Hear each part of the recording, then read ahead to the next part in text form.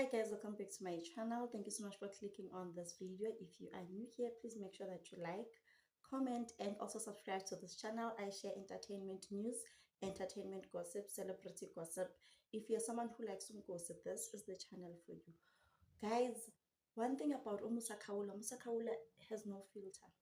Musa Khawula has no filter, and he doesn't get tired. Like, people are suing him left, right, and center. Abomihlali Ndamase bayamshaya. He just doesn't care.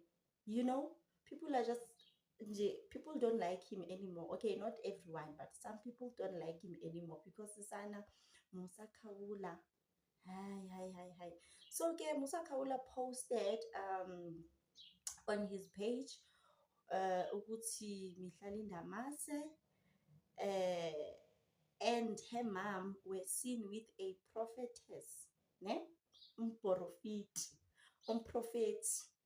So Musa Khawula is saying that Mihlali Ndamase is allegedly using the muti from the prophetess, to attract these rich married men to start those businesses as funa capital ele. So kahle kahle nje, Musa Khawula is saying that Mihlali Ndamase is allegedly using voodoo. And then I'm like, hey, Sana, awusabi yini Musa Khawula? Because Sana, why would you accuse someone without proof? What if maybe that prophetess that you saw, maybe it's a friend, or it's a family, don't relative.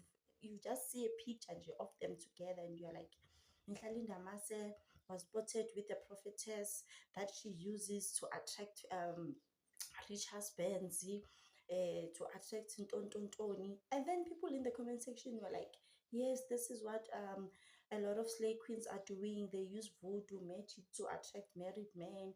They use voodoo to get clients for those who are selling. They use voodoo to get Ntonton. And I'm like, guys, anisabi yini? Anisabi nini ukuboshwa? Yazi nizoboshwa?